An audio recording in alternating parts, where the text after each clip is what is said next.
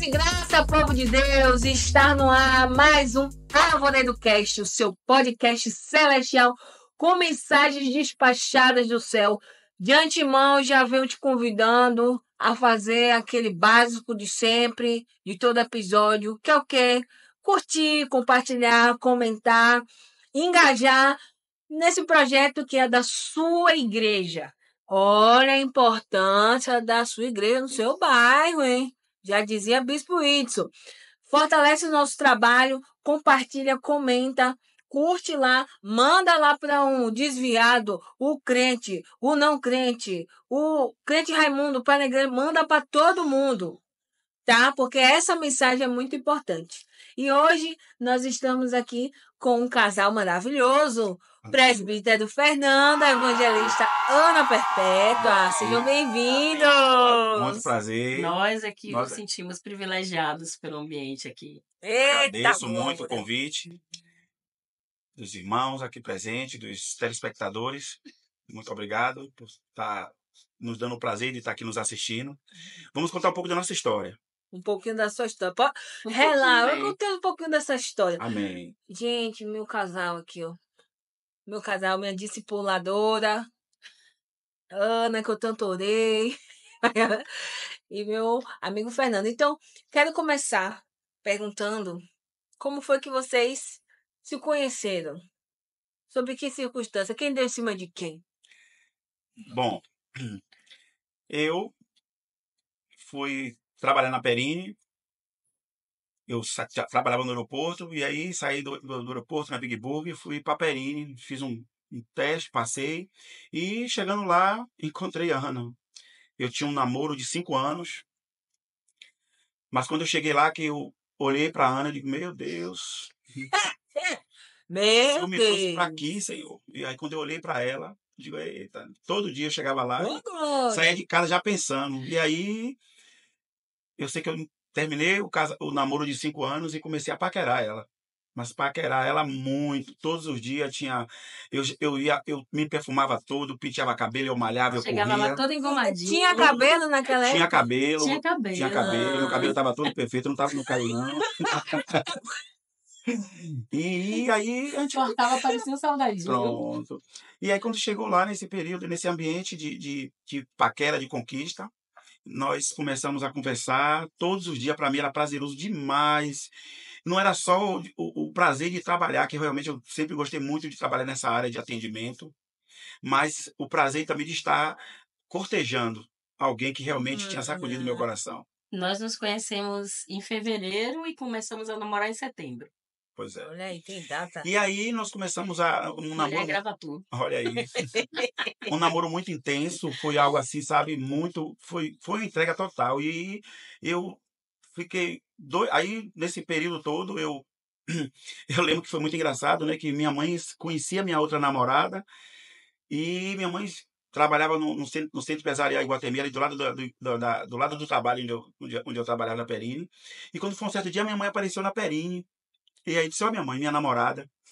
Dia. Mas ela não sabia. Ela não sabia que eu tinha terminado com ele, que minha mãe gostava muito da minha outra namorada.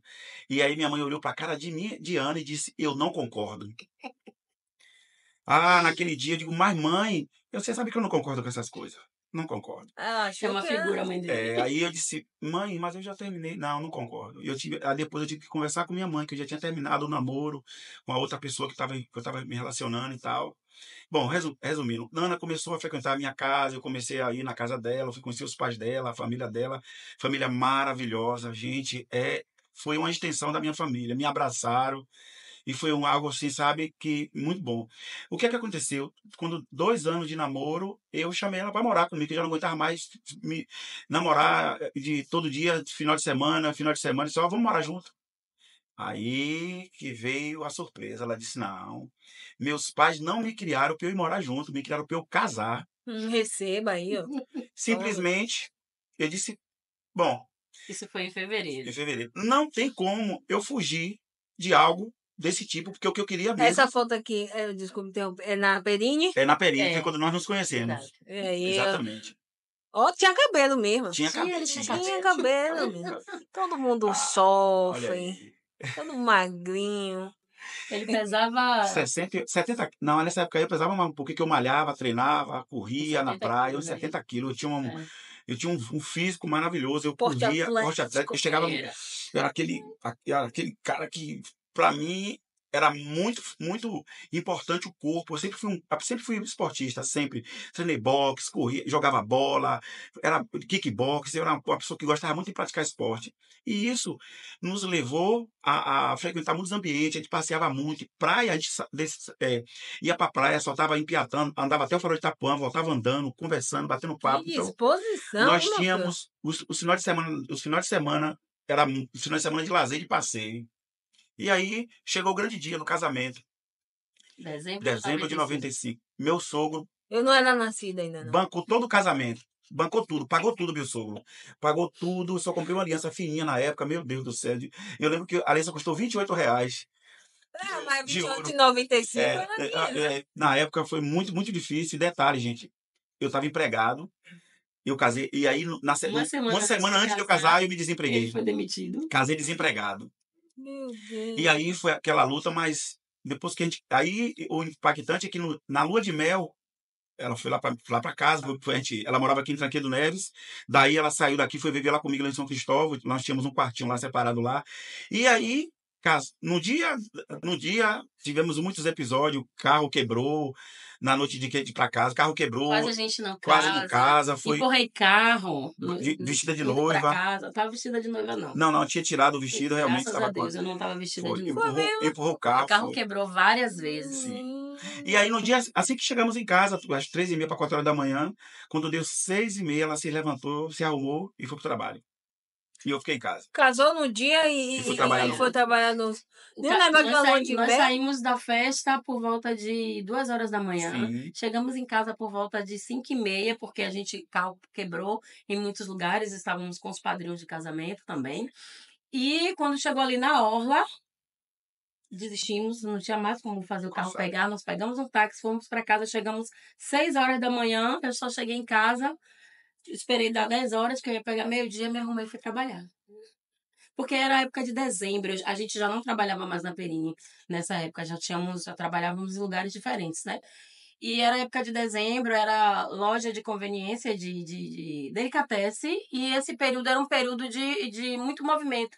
Então eu entrei num acordo na época com o meu patrão para trabalhar até o dia 31 e entrar e pegar os dias que eu tinha direito, né, depois de casada, depois do dia 1º. E aí ele me deu uma semana.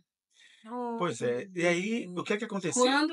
Quando eu entrei para tirar a licença, ele conseguiu emprego. Exato. Hoje, E aí, Aí tem história é pra muita contar. história. E aí, o que é que aconteceu? Eu tinha feito uma ficha numa agência de emprego, na Prolabore, uma época lá na Pituba. De repente, eu estava trabalhando de zelador.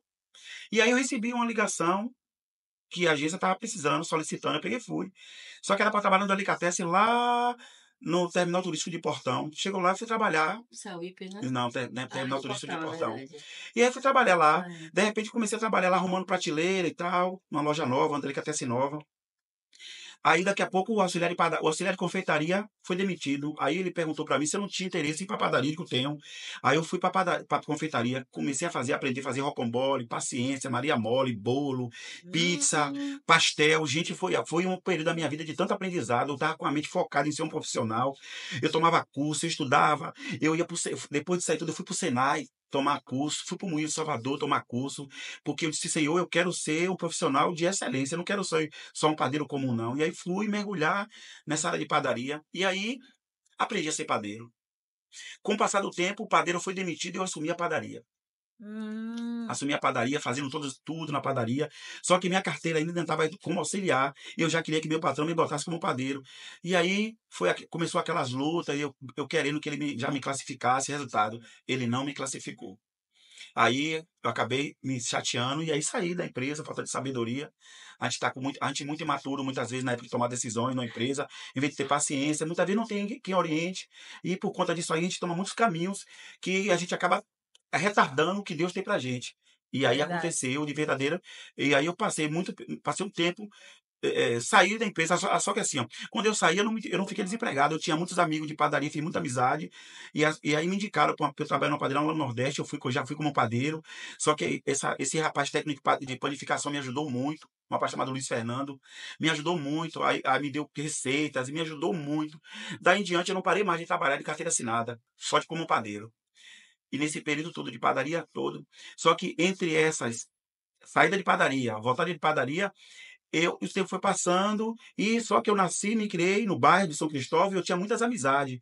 E uma vida muito ruim, muito pregressa, muito assim, muito período de amanhecer dia em festa e tal. Só que eu casei e fui pra rua, onde eu nasci e me criei, com todas as amizades ali, Com família com a também? família, com minha esposa lá. Resultado, eu comecei a levar uma vida de solteiro casado.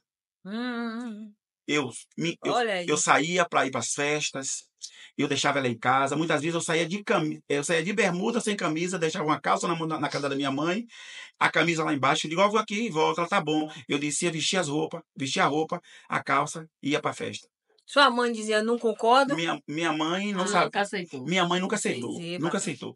Resultado, nesse período todo, de tantas vezes que isso aconteceu, eu um detalhe que eu ainda parei de mencionar, eu tinha parado de estudar. Quando eu casei, eu voltei a estudar. E estudando, me envolvi com meninas e fui passando por muitos processos. Quando eu olhei para dentro da minha casa, que eu vi minha esposa muito triste, eu digo, rapaz, eu tenho que mudar esse cenário. Porque eu sabia que eu sozinho não ia conseguir. Aí eu conversando com alguém, falando, eu já tinha ido muito na igreja com pessoas e tal, eu digo, rapaz, se eu não buscar a Deus, eu vou perder minha mulher, eu vou perder meu casamento. E aí eu disse pra ela, digo, ó, eu vou lhe dar um presente no final do ano. Ela fez um presente e fizer. Estudei, concluí meu segundo ano, e quando chegou no final do ano, eu disse, ó, eu vou me converter, eu vou servir o Senhor. E aí a gente começou a fazer visita na igreja, ela era católica, não queria ir para a igreja. Eu decidi a decisão de servir o Senhor foi minha. Eu comecei a buscar a Deus e comecei a frequentar as igrejas. Gente, que processo. Tinha igreja que a gente sentava, quando a gente saía de lá, saía meio zoado. A música era tão alta que eu não conseguia me concentrar, nem saber o que eles estavam cantando. Os instrumentos mais ecoavam em nosso ouvido, o ouvido saía tum. Eu digo, gente, o que é isso? Algumas a gente saiu, digo, não me traga nunca mais aqui, tá bom? Meu Deus. Mas você já tinham filhos nessa Não, época? Não. nós não tínhamos filho ainda não. E aí eu fui querendo me encontrar dentro da igreja. E aí que eu fui parar na igreja batista, lá do Parque São Cristóvão. E lá, quando o pastor fez o apelo, eu aceitei. Fui lá na frente, fiz o apelo. Ele fez o apelo e eu aceitei o Senhor. E aí, nessa caminhada toda, minha esposa estava fazendo Curso de curso de cabeleireiro. Mas aí Guilherme já tinha Aí nascido. Guilherme já tinha foi. Aí Guilherme, ela engravidou. Nesse período, Sim. quando você se converteu, foi o período que eu estava grávida e logo depois nosso filho nasceu. Aí eu fui fazer o curso de cabeleireiro quando meu filho tinha 10 meses. Pois é. Só que é o seguinte, Guilherme mais velho. Guilherme mais velho. E aí, o que é que aconteceu? Eu tive uma experiência tão intensa que, no período que nós casamos, nós ficamos um tempão, ela ficou um tempão tomando um remédio e tal, não sei o quê. Quando nós decidimos ter o primeiro filho, eu estava estudando. E eu, nada, e vinha nada, tudo. Foram 3 anos tentando engravidar. engravidar nada. Fazendo Exame e tal, não sei o quê. médico. Pronto. Ela fez todos os exames, com ela estava normal. E eu, homem sempre é machista, né? Acha que tá tudo perfeito com ele. Se eu tava ali, pronto. Só que quando eu fui fazer exame, eu descobri que eu tinha azospermia.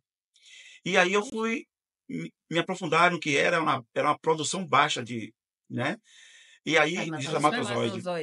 Aí fiz uma biópsia e tomei alguns medicamentos, alguns antibióticos, e aí fui sarado. Só que nesse período todo, foi nesse período que eu estava ainda com muitas oscilações, saindo, dormindo. Eu não dormia na rua, nunca dormi na rua, nunca fui um homem de chegar em casa de manhã, não. Eu ia para as festas quando dava 1h30, 2 horas da manhã, eu ia para casa. Nunca dormi na rua. Mas era algo corriqueiro que eu estava fazendo, mesmo apaixonado, sem Cristo é impossível.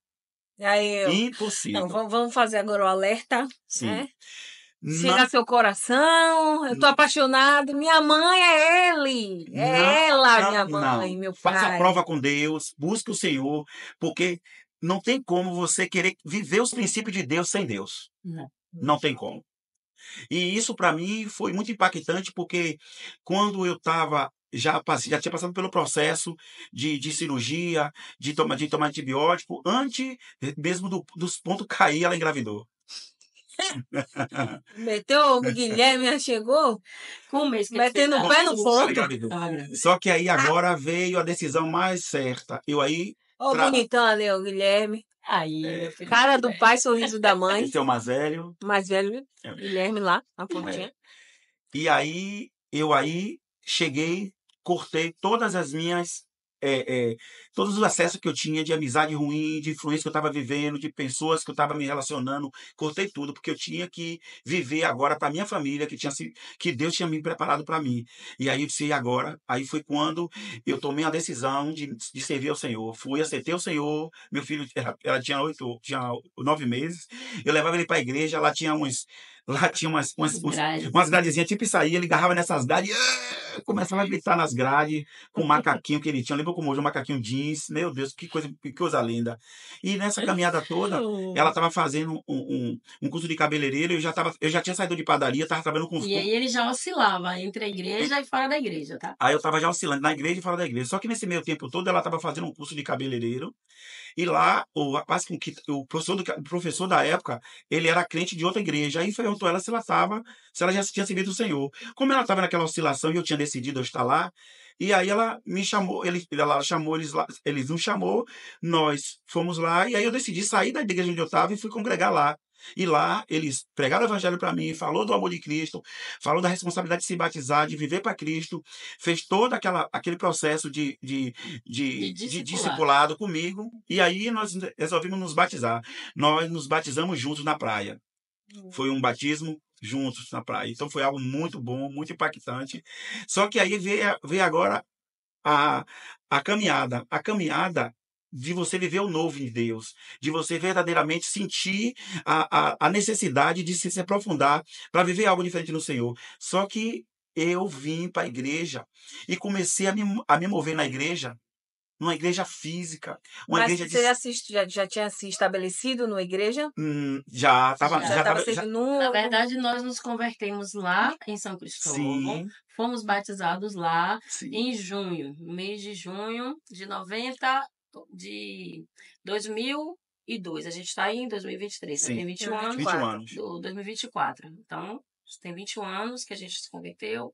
É isso aí. Então, 2000 faz a conta aí. 2022 para Que é 2024, 22 anos. 22 anos, 22 anos. Nós nos batizamos no mês de junho, nunca me esqueço, na praia de Itapuã. Sim, sim. Aí depois, qual foi a igreja? Foi lá em... Foi a Evangelho do Lá em São Reino. Cristóvão. Lá em que São é Cristóvão o Evangelho mesmo. do Reino, que é uma igreja que funciona como Como células. células. Ah, aí você se firmou lá, Sim. passou por todo esse processo lá. Isso. Sim. E logo nós nos batizamos em junho, em setembro, e aí você pode contar como foi essa transição, nós saímos de São Cristóvão para Tancredo Neves. Pronto. Só que aí nesse período dessa transição foi algo muito impactante, porque nessa época eu já estava trabalhando, eu já tinha saído de padaria, estava trabalhando com vendas de produto de padaria. Um rapaz que fornecia produto de padaria lá para a padaria onde eu estava trabalhando, ele perguntou: Fernando, você tem curso de panificação, tem curso pelo Senai, você não quer vir trabalhar comigo como meu vendedor de produto de padaria, não? Aí eu fiz assim, quero sim. Ele fez, ó, você ganha quanto aqui? Aí eu disse pra ele quanto é que eu ganhava na época, eu ganhava R$500. Ele fez, ó, durante 3 meses eu vou manter seu salário, mas depois de 3 meses você vai andar sozinho, você vai ganhar muito mais do que isso, porque você sabe conversar, sabe trabalhar, você vai ser técnico vendedor. Eu disse, amém, vamos lá. Saí de padaria, fui dirigir o dia todo para ganhar dinheiro. E aí comecei a dirigir um Fiorino para entregar produto de padaria. Quando eu entrei nessa empresa, ele me deu 30 padarias para eu atender. Quando eu comecei a deslanchar, eu abri mais 100, então eu tinha 130 padarias, já padaria aberta. Eu chegava na padaria, apresentava o produto, fazia teste, fazia pão, e eles passavam a usar nosso produto. Pasta, goiabada, fermento, tudo da empresa que eu trabalhava. Só que aí o que aconteceu? Eles lançaram um produto novo. Aí falou, o nome do rapaz era Pádua, venha, traga esse padeiro para aqui, já que ele tem muito conhecimento, para ele tomar um curso aqui, para ele ser os nossos olhos em Salvador, ele vai ser muito útil para a gente. Aí essa empresa pagou um hotel para mim lá em Feira de Santana, eu passei lá umas 2 semanas lá. para tomar um curso na empresa, na fábrica geral. Quando eu fui lá, tomei esse curso, conheci todas as máquinas, foi muito proveitoso para mim. E aí o dono da empresa fez assim: você que é Fernando? Eu fiz: sou. Rapaz, você é famoso aqui, viu? Seu conhecimento é vasto aqui, muito, muito bom, parabéns. Só que aí veio uma coisa interessante: eu era os olhos deles aqui, mas o salário era o mesmo. Quando eu fui embora dessa empresa, eu passei na frente da empresa, da fábrica, e eu perguntei assim: eu queria saber de vocês, se eu vim aqui comprar produto, vocês me vendem? Aí o rapaz fez: não, claro que vendemos. A empresa é capitalista, a empresa não tem exclusividade não. Eu digo: opa, eu já saí de Feira de Santana para Tranqueiro do Neves, para Tranqueiro do Neves, já convicto que eu ia sair para São Cristóvão, convicto que eu ia sair da empresa para trabalhar para mim. Porque as 30 padarias que o meu patrão me deu era dele, mas as 100 era minha.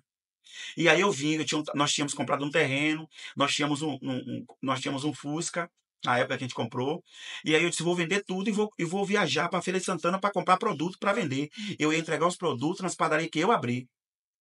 Só que nessa transição foi no momento da conversão.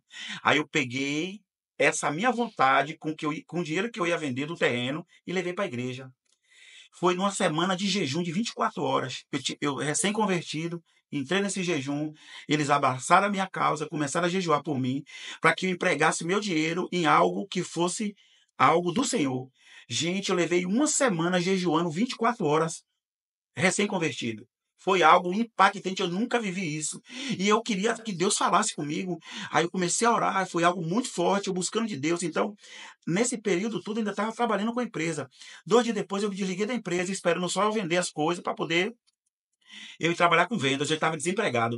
Aí foi a semana inteira de jejum. Passei segunda, terça, quarta, quinta, sexta, top em casa. Quando chegou no sábado, eu estava já chorando em casa. Desesperado, porque Deus não dava resposta, o jejum tinha acabado. E eu digo: Senhor, e agora? Cadê Deus? A resposta, se jejuar, todo mundo adorando. Por que eu não estou vivendo isso ainda? E aí eu fui dormir chorando no sábado. Quando foi domingo de manhã, eu acordei e liguei a televisão. Sentei no sofá.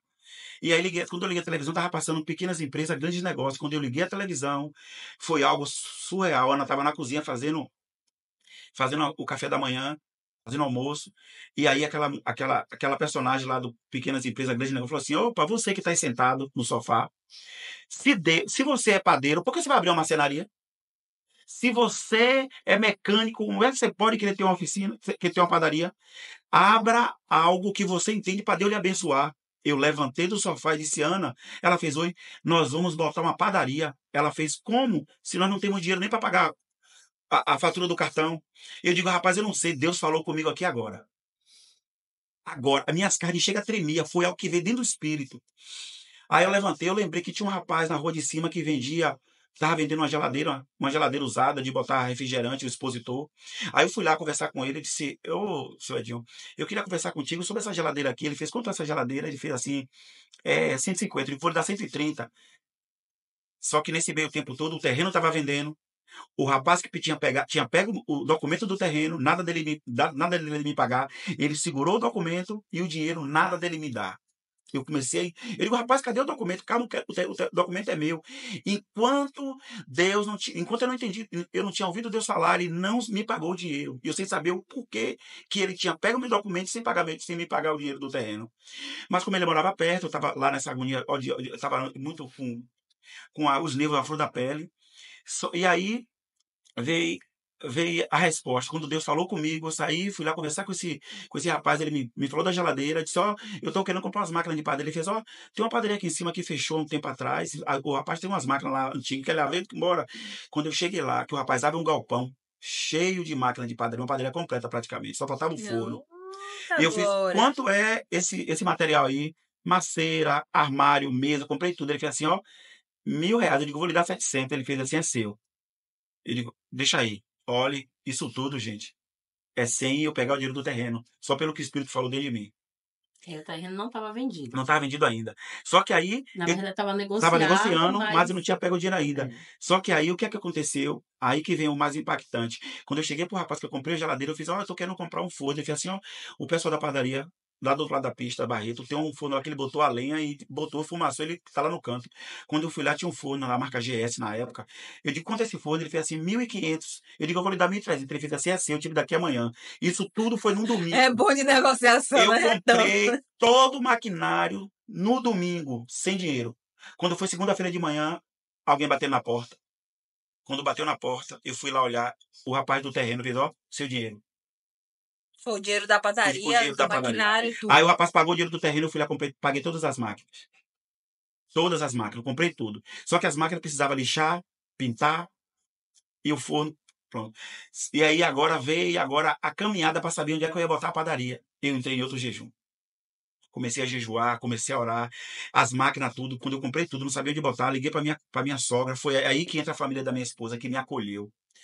Meu cunhado tinha um espaço que ele fazia serigrafia, pintura de camisa. Só que ele tinha pego. Olha como Deus é maravilhoso. Ele tinha pego um outro contrato, tirou todas as máquinas dele, levou para a cidade e o espaço lá ficou vazio, que era a garagem do meu sogro. Aí minha esposa falou com a mãe dela, fez, não, com meu pai, com o sogro, não traga para aqui, eu botei as máquinas tudo lá. Então todo dia eu ia para lá fazer a manutenção da máquina, Mas a das ideia máquinas. era colocar padaria. A ideia era colocar a padaria lá em Cajazeiras. Isso. Lá em Cajazeiras. E aí, a gente jejuando, orando, eu ia para lá, para Tranque do Neves, lixava as máquinas, pintava, e ia para casa quebrar o jejum, entregar o jejum com ela meio-dia. Gente, era algo surreal. Pegar 2 ônibus, recém-convertido, e Deus falou dessa forma, botei a padaria. Aí a padaria foi, eu terminei as... Eu tenho um cunhado que ajudou nessa Então, transição, a gente não né? tinha, aí o dinheiro acabou, paguei tudo, aí pronto. Aí um dos cunhados dela nos emprestou um dinheiro, a gente comprou material, comprou farinha, comprou tudo. E de repente, eu fiquei sentado na rua e ficava olhando assim pra padaria. Será que vai ser aqui, meu Deus? Vamos fazer o seguinte, vamos abrir a padaria aqui. Aí montou tudo, botou tudo direitinho lá. Botou a padaria Botou a padaria aqui no Tranqueiro E a Neves no ideia meio. era colocar em Cajazeiras, mas o botou pessoal que aqui. estava nessa padaria em Cajazeiras foi dizendo assim, vamos sair dia 20, aí chegou dia 20 não Nada. saía. Vamos sair no próximo dia 30, nada não saía. E a gente aguardando eles saírem, que já estava tudo pronto, né, e eles não saíam. Aí a gente entendeu que não era de fato para colocar a padaria lá, e sim cá em Tranqueiro Neves. Quando nós, é isso mesmo, quando nós decidimos a botar a padaria aqui no Neves, aí pronto, a gente abriu a padaria. Gente, a gente vendia pão demais. Eu ganhava 500, eu passei a ganhar 1.500 todo dia. Diária. Diário, todo dia. Aí passou a dobrar, Diária. começou a dobrar. E aí é que vem agora algo. Quando eu fui para Tranqueiro Neves, a gente comunicou a igreja que ia se mudar de bairro, de lugar. A igreja entrou em contato com a igreja aqui na casa aqui e nos transferiu para cá, com outros discipuladores, que lá em São Cristóvão nós tínhamos um, e aqui nós passamos a ter 2 discipuladores diferentes. Era uma filial. Exatamente, porque a igreja em casa, ela tem em vários lugares. E aí, é célula, né? a célula. E aí nos conectou com os nossos discipuladores aqui. E aí é que vem agora algo que verdadeiramente vocês, telespectadores, têm que entender. Quando Deus lhe abençoa, quando Deus libera uma bênção para vocês, isso é muito impactante. Porque quando eu verdadeiramente comecei a desfrutar da palavra que eu recebi de Deus, que Ele ia me dar uma padaria, e assim foi. Além de Ele ter me dado uma profissão, Ele me deu também uma padaria, para eu poder dominar realmente o que a minha profissão. Capacidade. E aí eu comecei a me mover só pela bênção. Eu comecei na igreja ter uma vida. Eu levei eu comecei a me mover na igreja física. Eu era aquela pessoa que comprei carro, comecei a fazer vários passeios, eu trouxe praticamente a minha vida que eu tinha antes de conhecer a Cristo para dentro do meu ambiente de igreja. Deu uma gourmetizada na vida cristã, né? Exatamente. Então, eu era aquele irmão que todo mundo... Ali é benção, porque eu era o irmão que servia, eu era o irmão que subia, que descia, mas eu não era o irmão da palavra. Eu não era o irmão que lia, eu não era o irmão que interagia, mas era o irmão que... Os irmãos olhavam para mim e diziam assim, poxa, ali é uma benção de Deus, porque eu servia.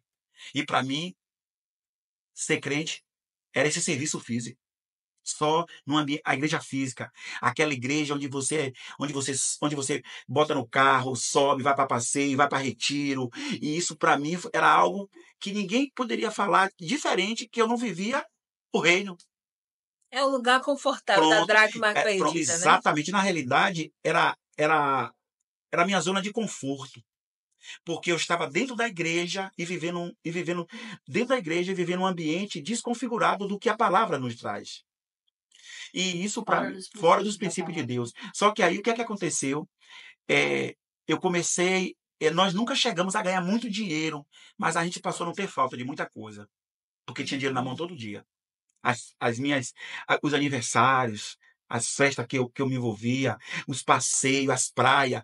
Nós tínhamos, comprei comprei uma Kombi, que na família, só quem tinha cara, meu sogro. Na família imensa, eu comprei uma Kombi era o A bicho. Kombi eu enchia de espaço. Eu cheguei a botar Kombi. 32 pessoas na Kombi pra ir pra praia. Aí não, pô, aí tá bagunçando. Só pra você ter uma ideia. Aí deixa o Declan E ver aí, isso aí. levava uma churrasqueira pra praia com cooler. Chegava na praia, Farofeiro. bebia, e bebia, e fazia isso, fazia aquilo. Ou seja, eu vivia num ambiente A Meu sua Deus do família, céu. ninguém era cristão? Não, ninguém. Ninguém era A família de minha esposa, todo mundo católico, família maravilhosa. Pensa numa família maravilhosa, mas ninguém tem compromisso com ele. E eu cheguei para esse ambiente, fui mais um. Só que eu me declarava crente. Muitas vezes eu pregava o evangelho, falava de Cristo, até com cerveja, com um copo de cerveja na mão. E as pessoas diziam para mim, mas você é crente? Eu fiz, sou. Mas está bebendo? Eu fiz, só não pode se embriagar. Eu defendia que só não podia se embriagar. Porque se era prazeroso para minha alma. Então, não tinha renúncia, né? não. Não tinha renúncia. E isso, gente, foi algo impactante. Porque Deus, ele me deu a padaria. Eu foquei só na bênção, esqueci do abençoador. Eu parei de jejuar. Eu parei de orar. Muitas vezes eu deixava de ir para a igreja. Muitas vezes eu abandonei. Parei de ir para a igreja, não fui mais. E aí, só ladeira abaixo. A padaria, ela praticamente faliu umas 3 vezes. Umas 3 vezes a padaria faliu de só ficar 2 margarinas na prateleira, com 2 pacotes de café e 5 quilos de açúcar. E todo dia eu comprava meio saco de farinha. E aí eu fui, nessa época, tinha saído da igreja, eu fiquei transicionando. Não ia. Quando eu me reconciliava com Cristo, e aí eu fazia um empréstimo, alguém me ajudava, eu vendia um carro. Eu tinha um carro de 20. Eu vendia o carro de 20, comprava um de 5, pegava os 15 mil, comprava tudo em matéria de novo, a padaria erguia de novo. Lá vai eu de novo. Pá. Daqui a pouco, eu abandonava de novo, a padaria falia de novo. Sem ser discipulado nessa época? Eu já era discipulado, mas eu conseguia dar um nó no discipulador. Manipular meu discipulador. Misericórdia. Ele pregava o evangelho para mim. Ele vivia o evangelho até hoje. Eu ficava assim, ó. Ah, meu Deus, tomar aquele valor aqui embora. Aqui tem 2 cervejas lá em cima para tomar. Meu Deus. A minha mente, ela trabalhava. A minha mente. Eu era manipulado pela minha alma, irmão. A minha alma me manipulava. É forte isso, né? A minha alma me manipulava. Porque era a minha zona de conforto. Meu Deus. Minha zona de conforto. Só que eu vivia assim dentro da igreja. Dentro da igreja. Quando eu trago isso aí para os dias de hoje. E ele era chamado para correção.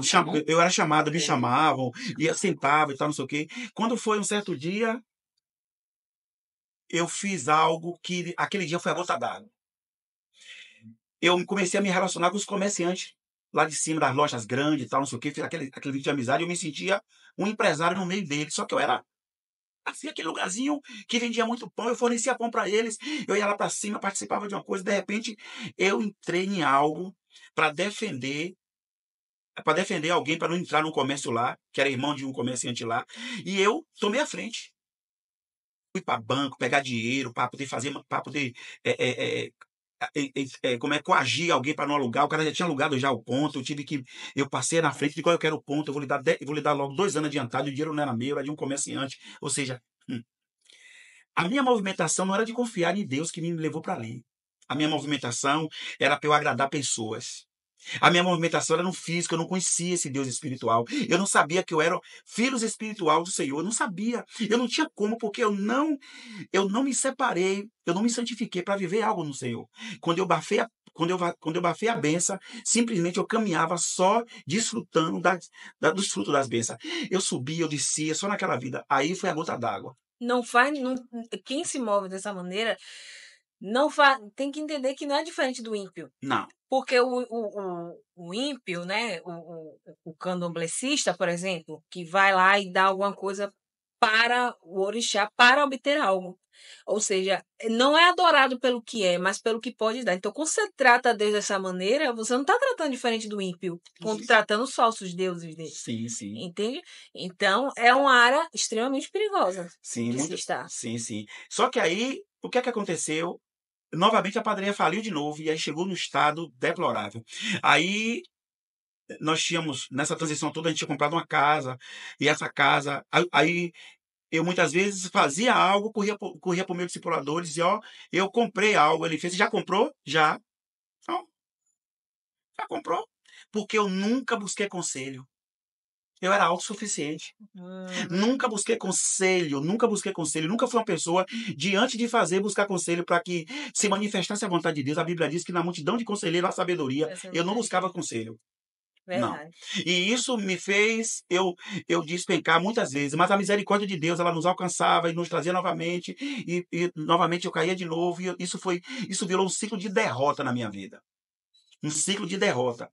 Até que chegou o dia, um dia que não teve mais, um dia que chegou ao ponto de eu dizer, eu já estava num estado muito deplorável, de uma vida muito ruim, muita bebida, e comecei a beber muito. Eu comecei, Você se afastou, eu né? me afastei de vez, comecei a beber muito. Eu comecei a beber uísque, eu comprava uísque todo dia para beber, eu bebia 1 litro de uísque por dia, depois passei a beber muita bebida por dia. Eu comecei a beber, sim, 2 litros de bebida por dia. A minha padaria virava um boteco de tarde. Era muitos amigos que iam para lá, aí eu saía de carro, largava lá tomando conta da padaria, ia para a Boca do Rio, eu ia para a cidade, eu ia para tantos lugares beber. Tinha lugares que eu ia que hoje, São Joaquim era um lugar, era meu ambiente, era um ambiente que quando eu chegava lá, muitas vezes o pessoal, não, vai tomar uma comigo aqui, vai tomar comigo aqui, ou seja, era uma vida praticamente totalmente atolada. E aí veio a eu vou dizer assim, a última queda da padaria. A padaria chegou no estado deplorável, não tinha mais como. A gente comprou um ponto cá embaixo. E esse ponto a gente remodelou todo e tal, não sei o que. Entrou a pandemia nesse período todo. Foi algo sobrenatural. Eu estava desesperado, querendo resgatar a padaria. Só que foi nessa transição de pandemia, de muita coisa acontecendo, que eu decidi a voltar para servir o Senhor.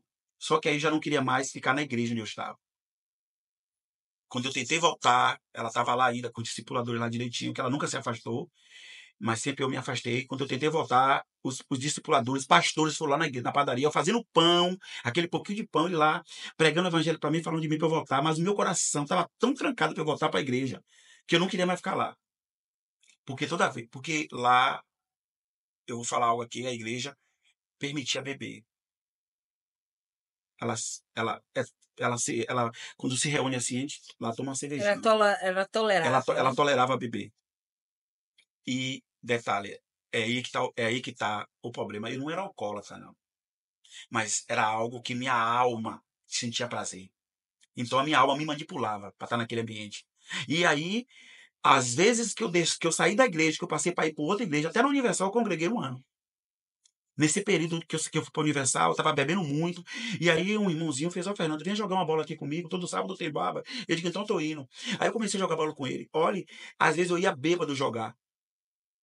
Só que ele percebeu o fedor de bebida, ele percebeu assim, tá? Ele fez, gente, eu vou fazer. Aí orava, cantava um louvor. Gente, você que experimentou de Deus algo, você que confessou a Cristo, se batizou, tá aí, irmão. Tá aí. A aliança que nós abandonamos o Senhor, mas Deus ele não nos abandona. Não nos abandona. Quando ele começou a cantar e orar, eu sentia que tudo que ele estava falando era para mim. Aí ele disse, só vou pedir a vocês o seguinte, quando você vier baba, deixa para beber depois. Não estou falando da bebida não, vem beber depois.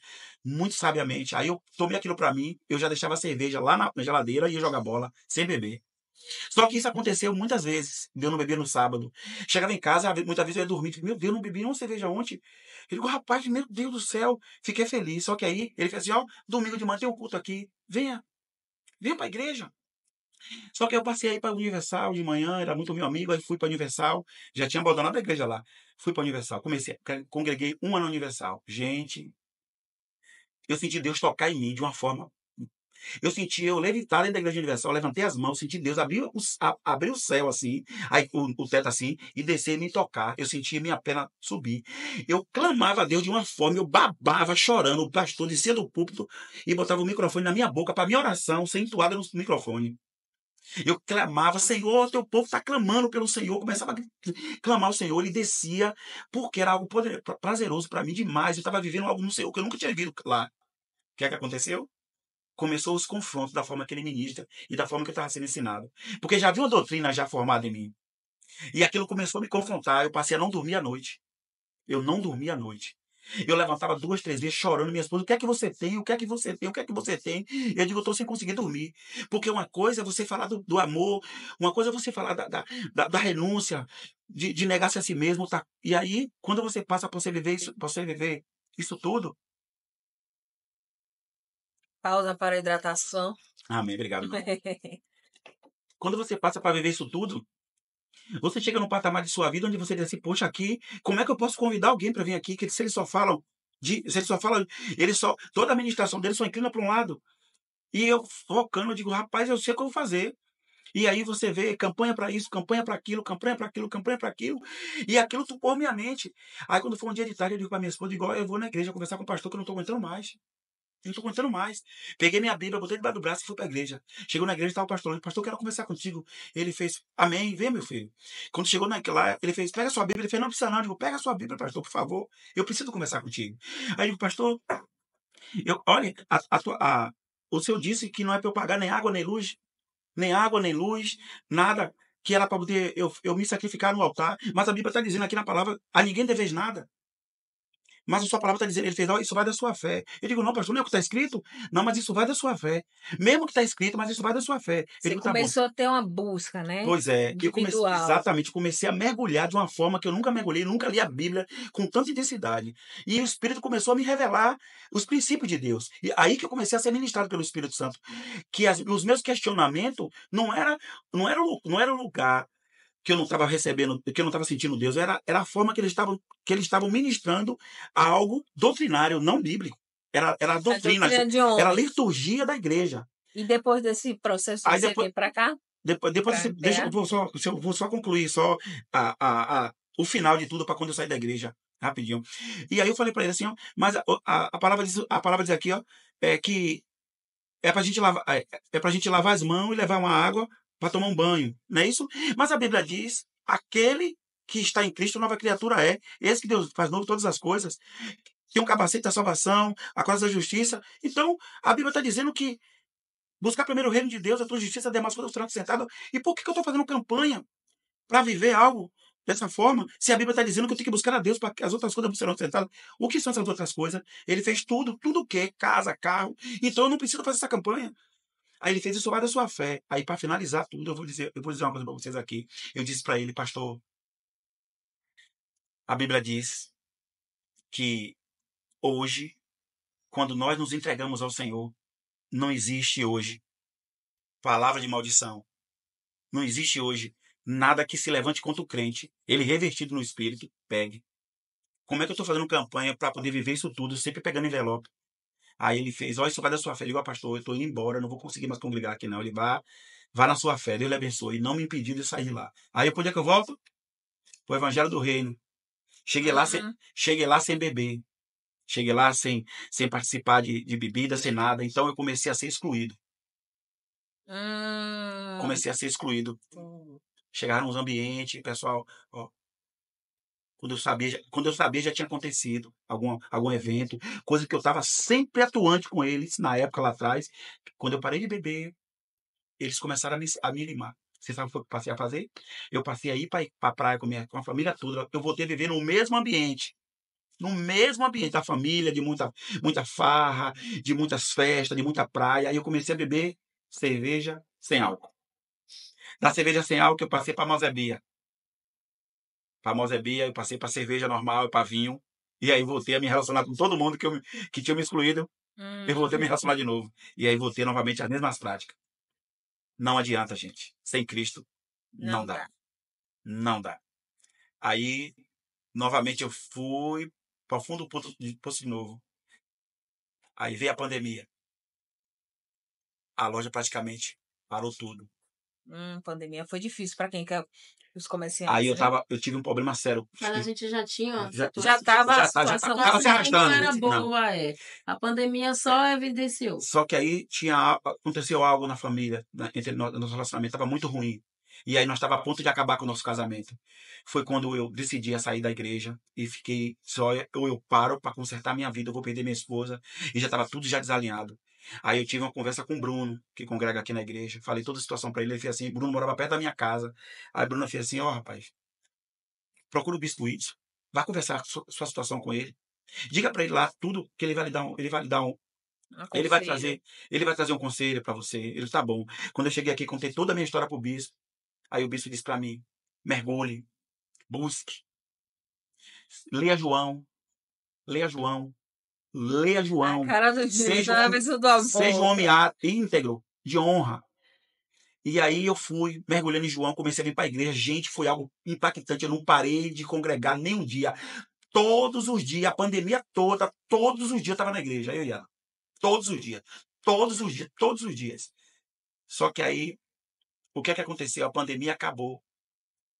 A pandemia acabou. Nós tínhamos um terreno lá em cima. A loja estava vazia. Aí um ano a pandemia estava acabando.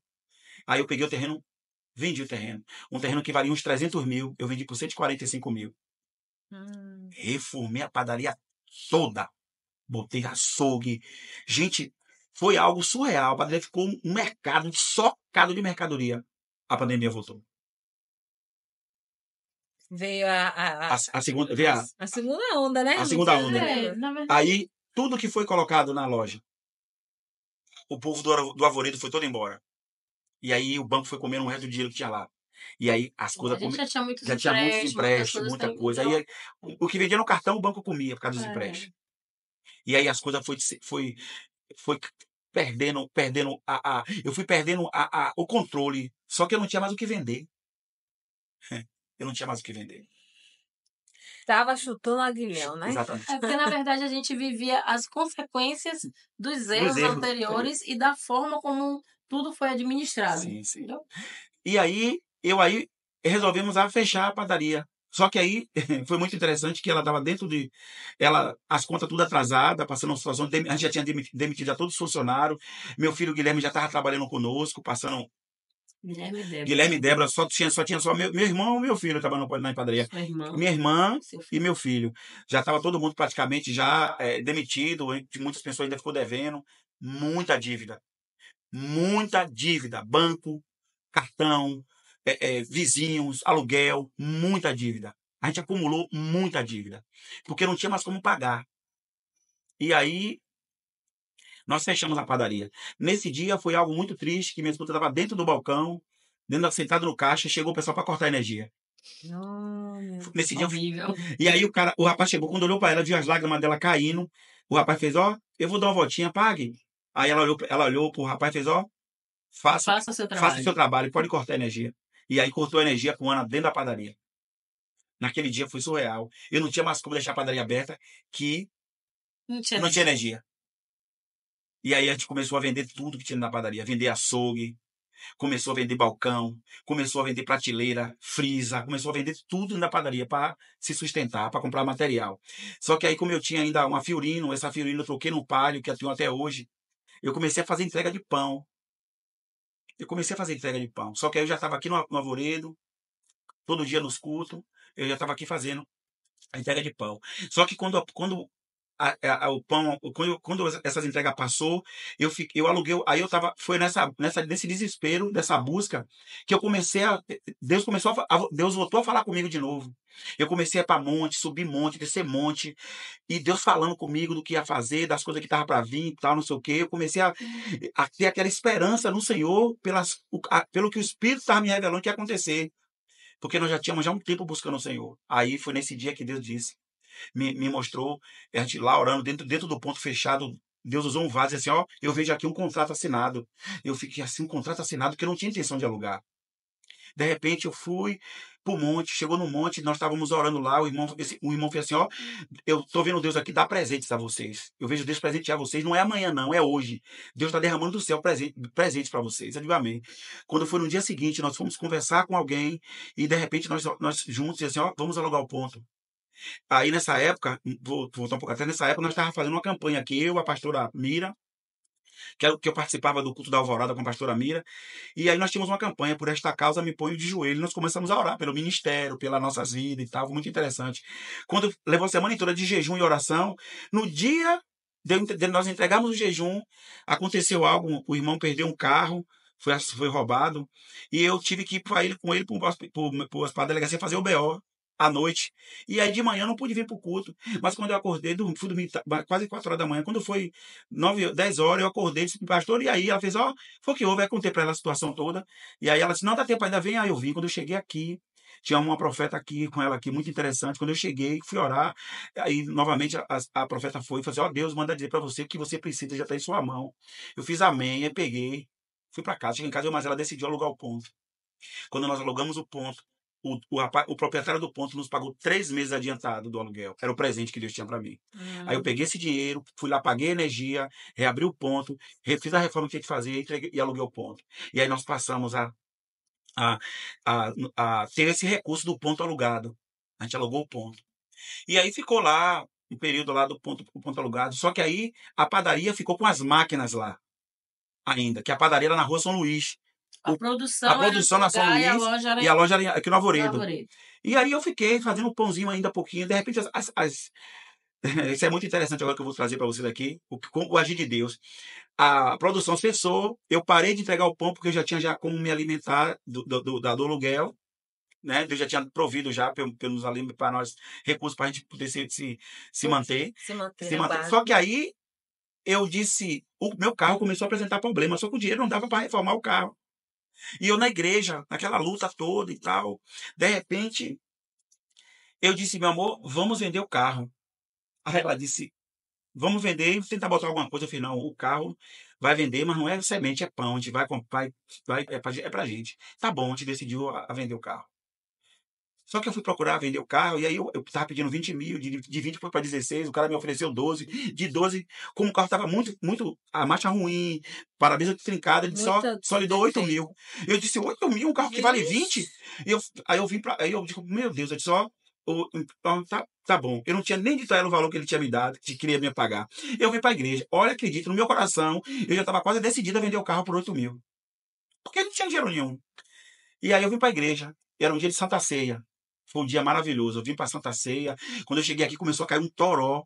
E eu estou aqui, decidido a vender o carro. Quando eu estou aqui orando ao Senhor e tal, quando acabou o culto, a gente ceiou e tal. Quando eu vou sair, uma irmã fez, irmão Fernando, eu fiz, oi, quero falar contigo. Eu fiz, amém, minha irmã. Ó, eu tenho um negócio para lhe dar no carro. Eu disse, no carro? É, amém, vamos lá. Eu fui no estacionamento aqui. Quando chegou lá, ela abriu a mala do carro. Eu tinha botado meu carro para vender. Eu não vim para a igreja de carro, porque meu carro estava sem gasolina e pneu baixo. Mas pelo pneu baixo dava para vir. A irmã abriu o fundo do carro e me deu 5 litros de gasolina que o Espírito Santo mandou ela me dar. Tá bom. O que é que Deus estava dizendo? Que o carro não é meu, o carro é dele. Senhor, como é que nós clamamos, dizemos, declaramos que Deus é nosso Senhor e eu decido vender um carro. A vida não é mais minha. Minha esposa é do Senhor, meu filho é do Senhor. Eu comecei agora a entender o reino do Senhor. Eu comecei agora a me mover no Espírito. Porque o Senhor me levou a acessar um lugar nele que eu não tinha acessado ainda. Eu não tinha acessado esse lugar no Senhor ainda. E aí a irmã veio e me deu 5 litros de gasolina. Quando eu cheguei, que peguei a gasolina aditivada azul, eu disse, meu Deus do céu. Aí eu disse, você entendeu, meu amor? Ela fez, entendi. Não é para vender o carro. Tá bom. Só que aí, se não é para vender o carro, Deus ele mandou alugar o ponto e só tem as máquinas para vender o quê? As máquinas. É para vender as máquinas. Só pode para vender as máquinas, não é possível. Se não é para vender o carro. Porque eu ia vender o carro e ficar com as máquinas. Eu digo, Deus do céu, então tá bom, Senhor, eu vou vender tuas máquinas. Aí eu vim, falei com o bispo, que eu estava. Aí, essa transição é muito interessante. A nossa estadia aqui. Isso aqui é muito forte que eu vou falar para vocês. Olhem só o que foi que o Espírito fez conosco na gasolina. Ele me falou, eu queria vender o carro, ele usou a irmã para me dar 5 litros de gasolina. Aí o Espírito estava me comunicando que o carro não é meu, é dele. Só que aí eu estava ainda me movendo no físico, na igreja física. Toda quinta-feira eu fazia 500 pães por bispo para o, o como é que ele tinha aqui? Ação. Ele tinha uma ação social. social todo dia, toda quinta-feira eu Toda fazia 500 quinta, pães para sim, ele. sim, sim. 500 pães para ele, uma padaria que produzia 10 mil pães por dia. Por dia. Eu fazia 500 pães toda semana. E desse 500 pães, eu tirava um pouquinho lá para casa e ficava com. Ele me dava 150, 170 reais. Eu comprava 140 e 130 de mercadoria e ficava com 20, com 30 reais. Quando foi um dia, eu estava aqui orando ao Senhor. E o Espírito perguntou para mim: até quando você vai se mover por migalha? Até quando? E eu fiquei sem entender o que era aquilo ali. Só que aí, quando eu comecei a entender que era para vender as máquinas, eu disse: e agora? Eu falo com o bispo ou não? Aí eu vim conversar com ele. Aí eu tinha que entender que eu não podia mais me mover sem comunicar a minha liderança espiritual. Aí eu vim falar com ele, contei todo esse contexto, ele fez amém, amém. E aí nós decidimos botar as máquinas para vender. Aí eu fui orar ao Senhor: Deus, eu botei o carro para vender, o Senhor me trouxe que não era para vender o carro. Eu vou botar as máquinas para vender. Geralmente, quando você bota uma padaria para vender, você nunca vende tudo de vez. Você vende uma maceira, vende um armário, vende uma coisa ou outra. Só se o Senhor tiver direcionando isso aqui, eu quero que venda tudo de vez. Aí botei na OLX. Um rapaz de Pernambuco, né? Pernambuco, ligou para mim. Aí pediu aí como eu tava fabricando pão ainda, eu fiz um pão, mostrei o pão para ele, filmei as máquinas tudo, mandei para ele. Ele fez: ó, eu quero suas máquinas. Comprou tudo de vez e mandou o dinheiro para mim antes das máquinas chegar lá. Meu Deus. Tudo de vez. Aí a padaria totalmente parou de funcionar. Queimou as carroças. Joguei todas as carroças no fogo. Só que nesse processo todo, eu tinha que entender que a nossa vinda para aqui não era física, era espiritual. Aí eu recebi algo do Senhor pela liderança muito forte. Eu recebi uma unção de intercessão. Toda vez que eu falava o nome do bispo Itzo Tavares, da pastora Cássia Tavares, do Ministério Batista do Alvoredo, eu entrava numa crise de choro que eu não conseguia parar de chorar. A ponto dela dizer: meu filho, pelo amor de Deus, pare que isso eu não conseguia. E aí, isso foi acontecendo muitas vezes, era eu orar por ele, eu entrava numa crise de choro. Quando foi um dia, eu estive aqui conversando com ele. Eu disse para ele toda essa situação. Ele virou para mim e falou assim: ó, Deus derramou na sua vida uma unção de intercessão. Eu disse amém, amém. Porque eu tive que entender que a minha ação, que a minha caminhada aqui era espiritual, não era física. E isso para mim foi impactante. Porque agora eu comecei eu comecei agora a entender quem era Fernando. Eu tive que descobrir o meu temperamento. A gente vai falar, eu quero até falar um pouquinho disso, mas antes eu quero entender essa questão do vocês não são pastores, né? Mas já tem um chamado pastoral. Sim. E já lida com pessoas. Sim. Já está ali cuidando de pessoas. Sim. Como é essa preparação para o pastorado? Porque como presbítero, como evangelista, no processo, como tem sido para vocês esse processo de pastoreio? De preparação para o pastoreio, não de pastoreio. Não sei, né? Porque a gente já exerce antes de... Na verdade, sim.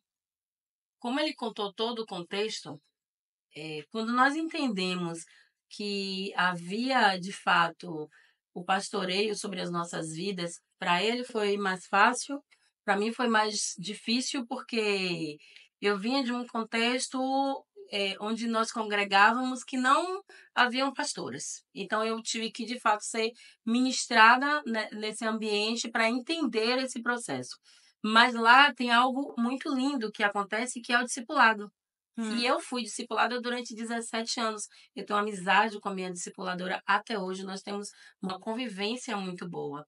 Então, ela cuidou de mim durante 17 anos e me ajudou a passar por todo esse processo que ele relatou aqui, né? Que a gente está fazendo um resumo muito grande de tudo que aconteceu. Então, só que eu vinha com processos emocionais bem importantes por conta de todo o contexto que a gente viveu. quando nós mudamos de congregação, que para mim foi muito difícil me desvincular de lá, porque eu tinha toda a minha vida no Senhor, nesse local, e aprendi muito lá. E fui cuidada, e fui protegida, e fui ensinada, né? Então, assim, foi muito difícil a saída de lá. Certo. Então, quando eu vim para aqui, para a Batista do Alvoredo, eu fui acolhida pela pastora. Ela foi a primeira pessoa que ministrou sobre a minha vida e, de fato, disse que havia um chamado pastoral sobre a minha vida. Ele já tinha convicção disso. E, para mim, era mais difícil de aceitar. Porém, como eu disse, eu vinha passando por processos emocionais importantes e eu buscava conhecimento para entender como sair daquele processo, porque a minha discipuladora, nesse ambiente emocional, ela não conseguia me ajudar. Ela conseguiu me ajudar no ambiente espiritual. Ela era uma igreja mais tradicional, né? É mais tradicional, Certo. né? E o que aconteceu? Então, eu comecei...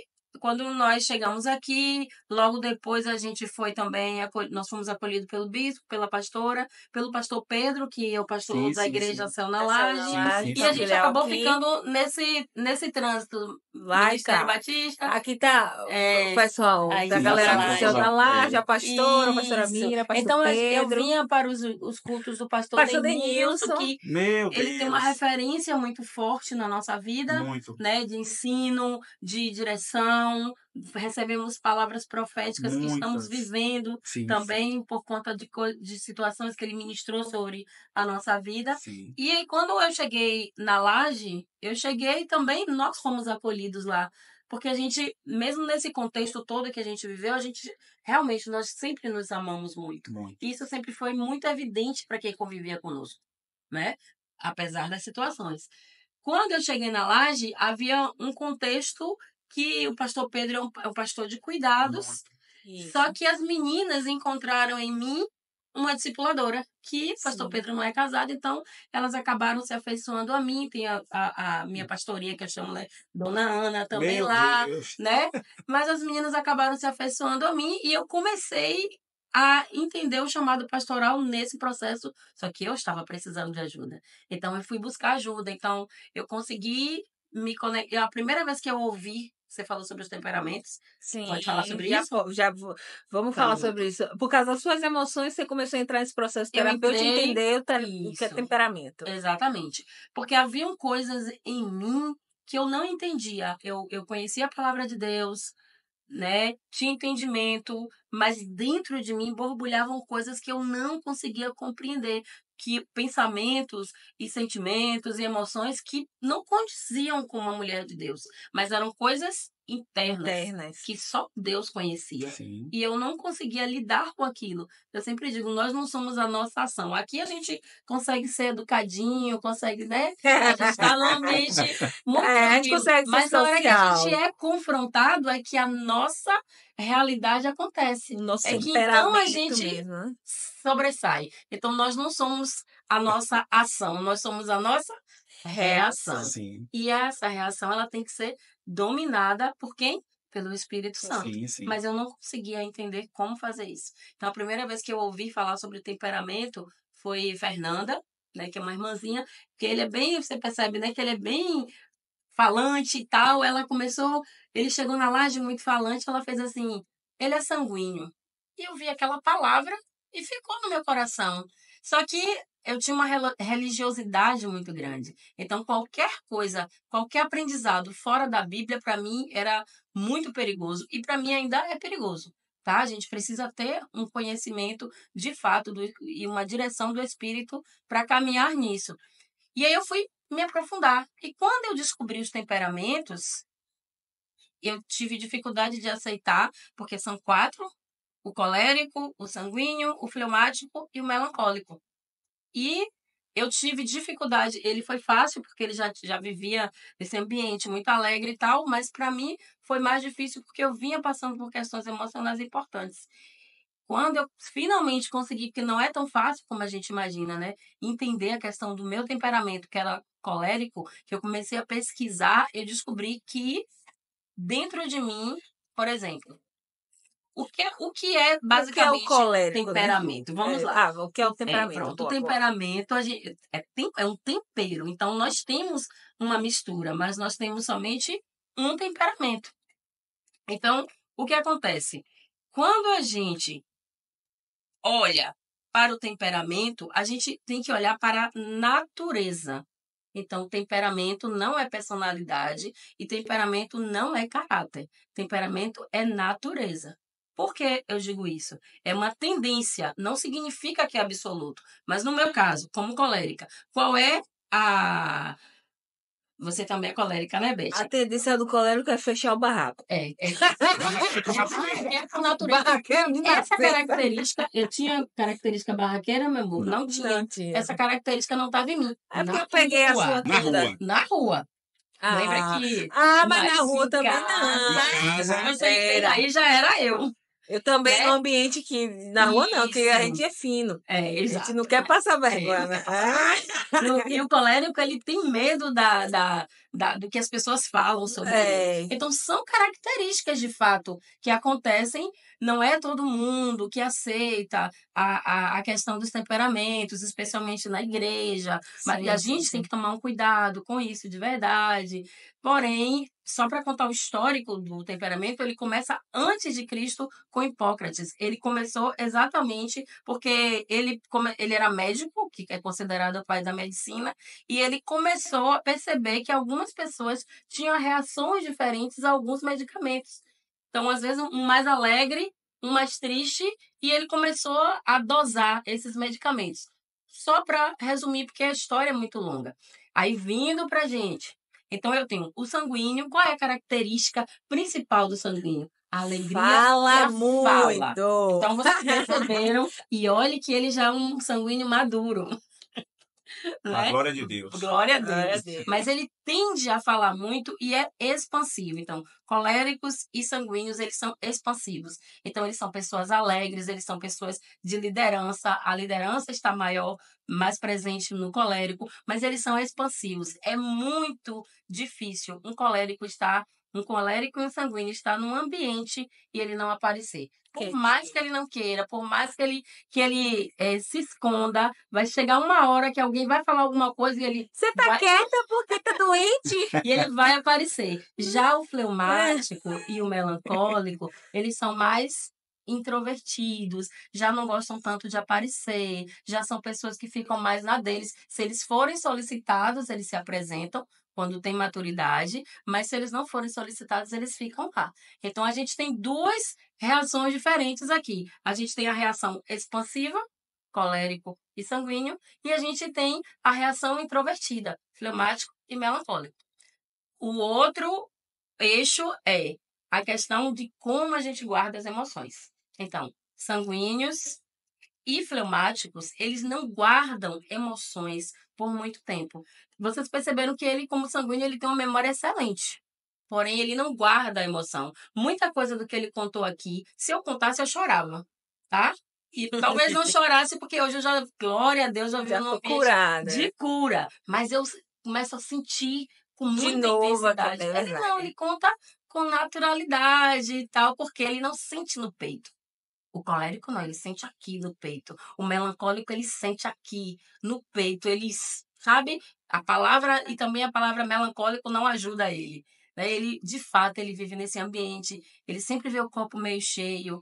Coléricos e melancólicos tendem a sempre ver o lado negativo das coisas. A diferença é que o colérico, ele é resolutivo. Ele sabe que está errado e ele quer resolver. O melancólico, ele pega essa emoção, ele guarda dentro dele e ele tem dificuldade para resolver, porque ele tende ao vitimismo. São características, não significa que todo melancólico vai ser assim.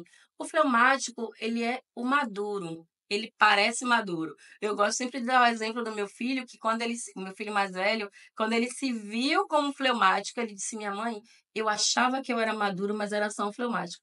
Porque você dá uma notícia pro fleumático ruim, a cara dele é sempre a mesma. Plena. E aí o melancólico e o colérico Já querem tô estressada. sacudir o fleumático. É mesmo. Né? E de Porque a fato, gente quer que eles entrem no nosso ritmo. porque a verdade ele é reflexivo, mas ele não é reativo. reativa. Então, quando a gente entende que os temperamentos têm uma influência na nossa vida, a gente está aqui nesse ambiente. Então, dá para a gente perceber mais ou menos o temperamento de cada um de nós só pela atividade. Então, eu sei que o melancólico e o colérico, eles tendem a serem mais detalhistas, eles vão enquadrar tudo direitinho, É mas o verdade. melancólico, ele é muito melhor nisso, ele tende a ser melhor nisso, né? O sanguíneo vai ser o empolgado, embora gente, ele vai sempre ser o mais falante da turma. O colérico, ele vai dar das ordens, direcionar eu tudo gosto. direitinho e, Faça isso. né? E o fleumático, ele vai ver tudo Ah, isso acontecer verdade. e depois ele vai refletir sobre isso e organizar tudo. Então, quando a gente olha para nós como cristãos, no ambiente de uma igreja, é necessário que a gente consiga identificar, porque a gente sabe colocar cada um no seu lugar. Então, você Verdade. pega 2 pessoas para evangelizar. Se você pegar 2 melancólicos, gente, não vai sair Jesus. nada. Eles vão passar por todo mundo, dar um papelzinho e fugir. Porque eles assim, já o fleumático depende muito do ambiente dele. Se for um ambiente que ele domina, ele vai pregar até dizer chega. Já o colérico, ele vai ter um olhar de, já sei, para quem eu vou pregar. Só na pessoa olhar para ele, ele é assertivo. Né? O sanguíneo precisa sempre do sanguíneo, porque se o melancólico, se o fleumático, o colérico não quiser, ele faz vamos. Então a gente É precisa, influencer. né? Numa equipe, você tem que ter os 4, cada um tem o seu lugar. Só que se você pega um sanguíneo e coloca ele, por exemplo, para direcionar papéis, ele é a pessoa que gosta de influenciar, que gosta de falar, que gosta de direcionar, ele vai ficar triste. E as chances dele desenvolver isso são pequenas. Se ele for treinado, ele consegue. Só que a gente não pode. Eu sempre explico o temperamento assim. O temperamento é a base disso aqui, da igreja. É a fundação. A gente nasce com ele.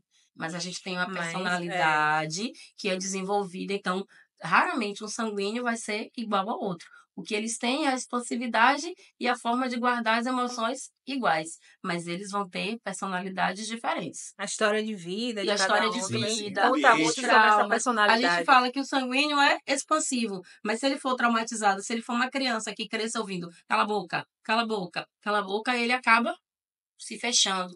E aí perde a identidade dele. E isso causa sofrimento.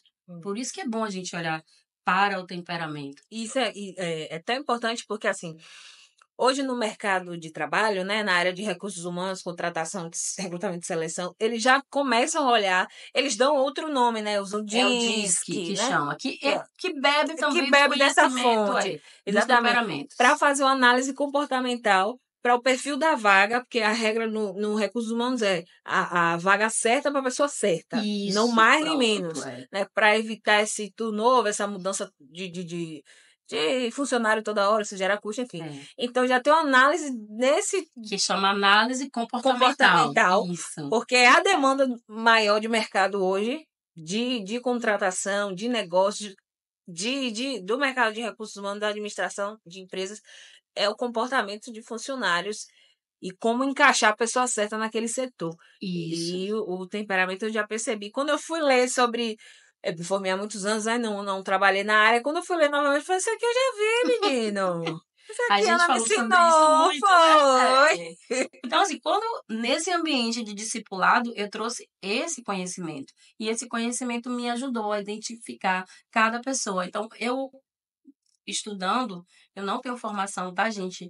Eu não sou psicóloga, ainda não tenho formação, eu sou só uma pessoa curiosa. Então, tudo que eu estou trazendo aqui tem, de fato, base científica. O temperamento não é aceito pela ciência, porque, na verdade, ele é validado pela simbólica e não pela ciência, por isso a comunidade da psicologia, eles não trabalham diretamente, pelo menos não abertamente, com a questão dos temperamentos, mas a nível de curiosidade, eu senti necessidade de me ajudar.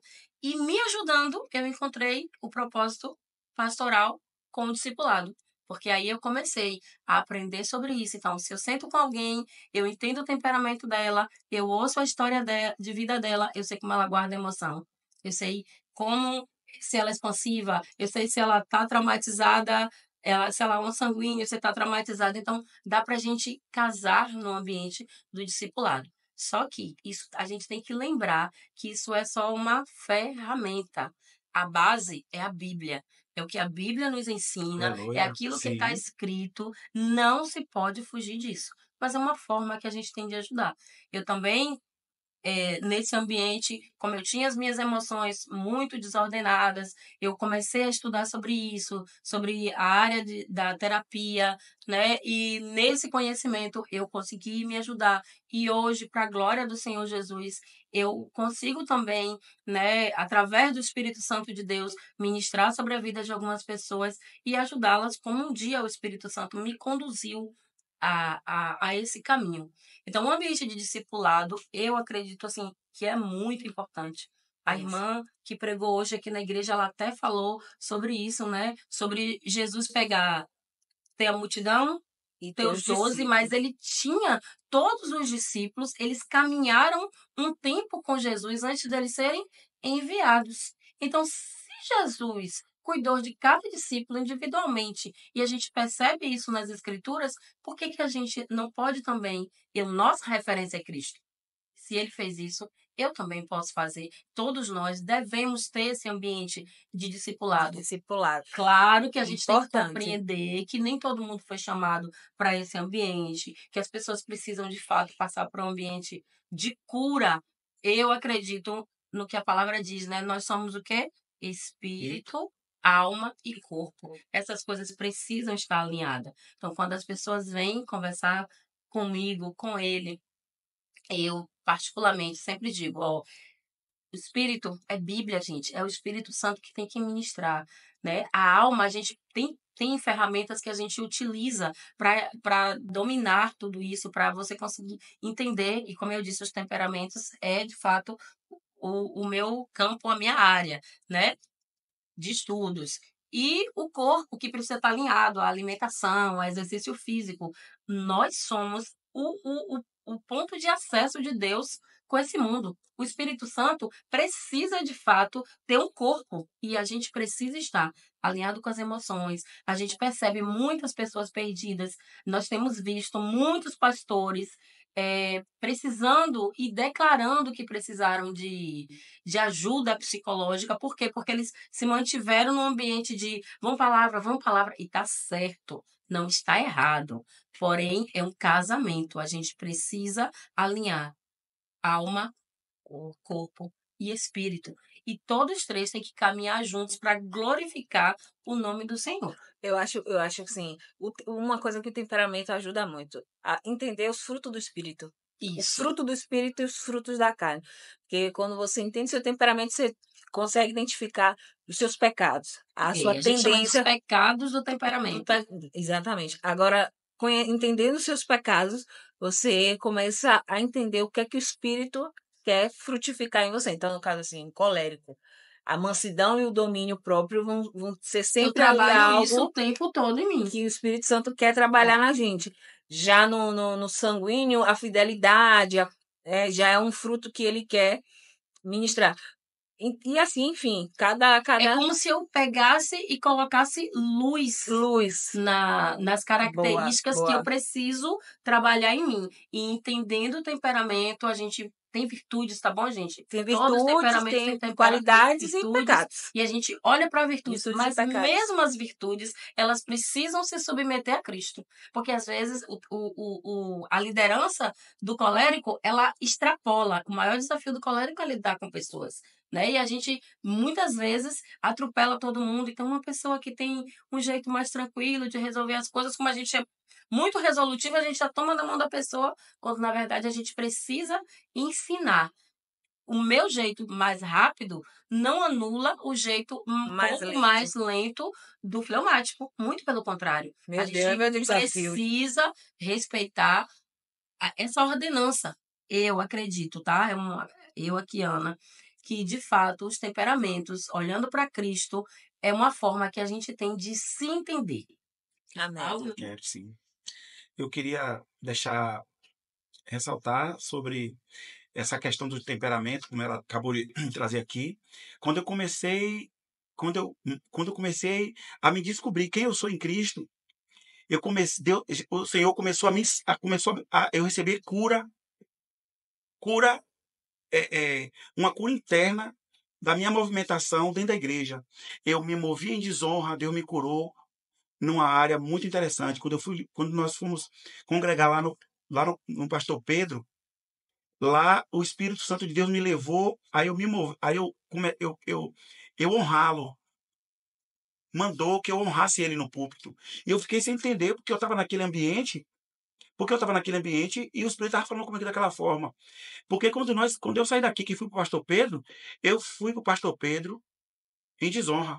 Desonra ao bispo. A desonra ao bispo, porque eu comecei a ouvir muitos pastores, Luciano Subirá, Oswaldo Lobo, Luiz Hermínio, pastores que, meu Deus do céu, ministrou muito meu coração, que era necessário eu estar ouvindo, e eu comecei a fazer comparações.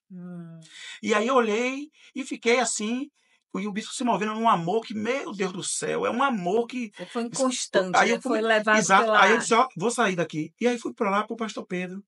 Só que eu fui para lá e o Pastor Pedro, muito usado por Deus, começou a nos levar para montes, vigília, oração, jejum de profundidade. E todos os meus jejuns que eu entrei, Deus falou muito comigo. Só que aí o jejum nos leva a uma cura da alma. Isso. O jejum me levou a curar minha alma. Minha alma se movia em desonra. Eu comecei a entender agora, digo, meu Deus, aí comecei a me mover em honra. Aí, quando eu comecei a ser curado nessa área, eu comecei a abrir meus olhos. Meus olhos começaram a ser abertos, o Espírito Santo de Deus começou a falar comigo, eu comecei a ouvir Deus falar. E aí eu comecei a entender quem sou eu no reino. E aí eu ainda estava orando muito para que a loja abrisse, para que Deus enviasse um recurso. Eu acreditava no poder que Deus poderia mandar um recurso. Aí o Espírito Santo mandou um recado para mim. Esse dia eu chorei, viu? Eu estava orando para recurso financeiro e ele usou uma irmã, ligou para mim e disse, ó, Deus manda dizer para você que é para você pastorear a sua casa, ser sacerdote dentro de sua casa. Misericórdia. É forte aí, viu? Eu chorei demais nesse dia. Estava dirigindo, eu parei o carro, mas eu chorei, chega a babava dentro do carro. Porque você está orando a Deus, pedindo a Deus um recurso financeiro, e ele diz assim, ó, vai orar por vidas, vai pastorear a sua casa, se posicione como profeta, como sacerdote em sua casa. Vai buscar boa parte. E aí você sabe mais importante. Quando eu ouvi do Espírito, eu vou dizer para vocês aqui agora, telespectadores, o que foi que eu fiz. Coloquei minha família toda sentada no sofá. Minha mãe que morava ainda conosco, meus 2 filhos e minha esposa. Trouxe eles para a sala, pedi perdão a todos eles. Queria que você me pedisse. Fui pontuando um por um e pedindo perdão. Um por um e pedindo perdão. E disse, agora vocês vão ficar de joelhos. Aí eles ficaram de joelho. E aí eu comecei a clamar ao Senhor. E digo eu, como seu pai, como profeta, como sacerdote, eu autorizo você a prosperar em todas as áreas de suas vidas. Financeira, profissional, todas as áreas de sua vida, eu lhe autorizo como pai, como profeta, como sacerdote a prosperar. Eu comecei a exercer meu sacerdote dentro de casa. Eu comecei a clamar ao Senhor de uma forma que eu nunca clamei. Para entender, quando houve a cura, quando eu entendi que o meu temperamento impulsivo, de estar nos ambientes, muitas vezes não saber nada, anotar, querer pregar, eu já queria pregar sem saber pregar. Mas a gente tem que aprender a se submeter. Eu quebrava os princípios de Deus e queria viver o propósito. Então, o impulso é uma parte, uma característica do temperamento. A impulsividade é uma característica começou muito, muito forte. Isso aí. Só que isso... ele entendeu. Quando ele entendeu sobre o temperamento, ele entendeu. Opa, esse aqui é o meu temperamento. E então, como é que o homem de Deus, de fato, deve se mover? Mesmo estando sobre um temperamento, não significa que nós devemos viver sobre ele, porque Cristo chega. Tem que deixar o Espírito Santo transformar. Só que então, o temperamento não é desculpa para ira, não é desculpa para impulsividade, porque o Espírito Santo está em nós. Só que aí... Tem que marcar outro para só temperamento novo, cara. Amém. Eu aí ouvia muitas ministrações. Olha, você entender, no dia eu ouvi umas 9 ministrações. Eu tinha cadernos e mais cadernos de anotação de texto bíblico. Comecei a ler a Bíblia como eu digo, rapaz, eu tenho que orar mais. Meu jejum... Lembra da empolgação? Meu jejum... meu jejum... Eu jejum 3 dias na água. Só água. A gente já entendeu que você é do jejum. 3 dias, pão e água. Eu jejum... Eu sei porque eu digo, Deus, eu quero mais, Senhor Deus. Aí uma irmã, muito usada por Deus, chegou para mim e disse: meu irmão, deixa eu lhe falar algo. Você está ouvindo muita ministração. Olhe, agora você tem que viver vida na vida. Vida Discipulado. na vida. Que é o discipulado. Vida na vida, porque a vida na vida vai fazer você Pastor a Denilson. receber, a receber da unção discipulado. do irmão, do pastor. Digo, meu Deus. Isso foi algo, E é importante que você passe a ouvir. Porque foi vida algo na vida você tem que ouvir. muito bom. Você tem que sentar, você tem que ser ministrado. Exatamente. Ali você conta a sua história, ali a gente é levado ao ambiente de Cristo. Então, eu Isso. particularmente gosto do ambiente do discipulado. Só que É aí, E verdade. isso envolve o ambiente Sim, pastoral. sim, O pastor ele precisa entender da alma da pessoa, ele precisa entender da palavra de Deus, ele precisa conseguir levar de fato essa pessoa a Cristo. E Amém. nesse trâmite de eu entender a caminhada física e a caminhada espiritual, que o Espírito começou a me levar, quando eu recebi de Deus esse discernimento, que a minha movimentação era só física, e eu trouxe também para dentro da igreja, mesmo buscando, jejuando, fazendo, ainda era física ainda. Eu não orava pelo ministério, assim com a intensidade que hoje eu recebi do Senhor. Eu não entendia. Uma coisa é você orar pelo ministério. A outra coisa é você orar com entendimento. Amém. Eu quero fazer uma última dinâmica aqui com vocês. Queria pedir para você pegar essa, Amém. O papel? esse potinho aí, é só. Agora tem que botar o óculos, porque você sabe, né? Aí agora já vem já. Aí eu queria. Vocês tiram um e responde os dois. Ah, então pronto. Deixa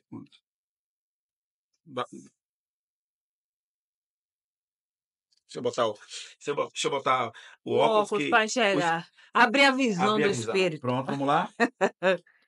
Pelo tamanho da letra, nem precisa. Ah, não precisava. Vamos lá? A pergunta: Jesus é. Jesus é para vocês? Pode ser os dois, pode ser uma resposta Vai para lá, pode dois. responder. Para mim, ele é a eternidade. Meu Deus. Para você também? Para mim, ele é meu pai. Eu tenho um pai. Ai, glória a Deus. Eu tenho um Um pai. pai eterno. Amém. Amém. E isso, irmãos, que nós estamos compartilhando aqui é um renovo do Senhor. Faz aí as considerações finais. Agora a gente já está encerrando. A oportunidade agora para você fazer as considerações finais, o que você quer ministrar ou orar, enfim. Fala ali para a câmera ali. Vou falar para a câmera, vou falar para os telespectadores que Alô, estão nos arvoredianos. Os Arvoredianos. arvoredianos que estão nos ouvindo A aí. gente é bagunça, É. tem nome. Para mim, um momento de muito importante estar compartilhando a nossa subida. Eu creio que a Bíblia do Senhor diz que nós é em glória em glória. Em glória Amém. em glória. Eu, muitas vezes, nesse ambiente físico que eu me envolvi dentro da igreja, que eu andava, quando Deus falava, quando a Bíblia do Senhor fala, seja fiel no pouco, que no muito te colocarei, eu só pensava que era finanças que Deus estava falando. Porque era a nossa visão, era a minha alma me manipulando. Mas muitas vezes, quando a Bíblia do Senhor diz, seja fiel no pouco, que no muito te colocarei, é quando você é grosso com sua esposa, quando você grita teu filho, quando você maltrata seu vizinho, quando você desonra o pastor, e aí você vê aquela voz dizer, volta lá, pede perdão. Meu Deus. Volta lá, pede perdão à sua esposa. Vá lá, honra teu pastor. E aí você fica dentro de você dizendo, eu não vou não, que ele errou, eu não vou não, que ela fez isso e aquilo, ou seja, o que você está gritando, crente? Com o que você está falando, crente? Com o que você está falando? Isso é o Espírito de Deus lhe tratando no pouco para ele colocar você no muito. Quanto mais você buscar o Senhor e obedecer a voz do Espírito, mais ele vai lhe colocar em níveis maiores. Em nome Meu de Jesus. Deus. Deus Amém. abençoe. Amém. Ana? Arvoredianos. Eu gostei desse nome, Arvoredianos. Nós falamos aqui sobre muita coisa, demos nosso testemunho, um pouco da nossa história, né? Falamos sobre discipulado, falamos sobre os temperamentos, mas algo que tem que ficar no nosso coração. Eu não creio em uma cura sem Cristo. Eu não creio numa vida sem Cristo. Eu não creio que dá para a gente prosseguir sem Cristo. O nosso alvo, a nossa visão, aquilo que nós queremos de fato passar um pouquinho da nossa história aqui, é só para vocês entenderem que enquanto nós governávamos a nossa história, enquanto nós não entregamos a Cristo, nós vivemos oscilações importantes, nos machucamos muito um ao outro, não só ele me machucou, como eu machuquei muito, mas Cristo, ele veio e restaurou tudo isso em Sim, nós. sim. Todo o nosso desejo, com um pouquinho que nós contamos aqui, é para que vocês busquem ajuda, para que Sim. vocês se entendam, para que vocês conheçam a Cristo, para que vocês prossigam em conhecer, não repitam muitas isso é especialmente para quem está começando a vida com o Senhor, busca conselho, busca a sua identidade em Cristo. Todos nós temos um propósito, e o propósito sempre vai ter a ver com Cristo, com pessoas, com ministrar o coração de pessoas, com cuidado de almas. O desejo do nosso coração é que cada um de vocês que ouviu um pouquinho da nossa história possa, de fato, mergulhar no Senhor, conseguindo se entender, buscando a identidade em Cristo e seguindo um propósito. Então, eu abençoo a vida de cada um de Aleluia. vocês nesse momento. Agradeço a Deus pelo tempinho aqui. A gente tem muita coisa para falar, mas o tempo não nos ajuda. Dava uns dois podcasts. Obrigada. Tranquilo, tranquilo. Pessoal, estamos finalizando esse episódio maravilhoso. Eu não vou falar de novo. Aliás, vou falar assim. Curte, compartilha, comenta, Aleluia. faz o Algo Cristo. Né? O povo faz o algoritmo, a gente faz o Algo Cristo, que é o quê? Discipular, evangelizar pessoas através do podcast. Você que faz parte do Ministério Batista Alvoredo, não está assistindo, não? Tá em pecado. É pecado gravíssimo. Bora procurar se arrepender. E curtir, compartilhar e principalmente extrair o melhor de Deus de tudo que foi falado aqui. Amém. Aprender, e é o que a gente sempre tem falado em todos os podcasts, tratamento de caráter, se permitir ser tratado Aleluia. por Exatamente. Cristo. Sim. Cristo quer nos fazer parecidos com Ele. Amém? Amém. Então, um beijo e até a próxima Árvore de Anos.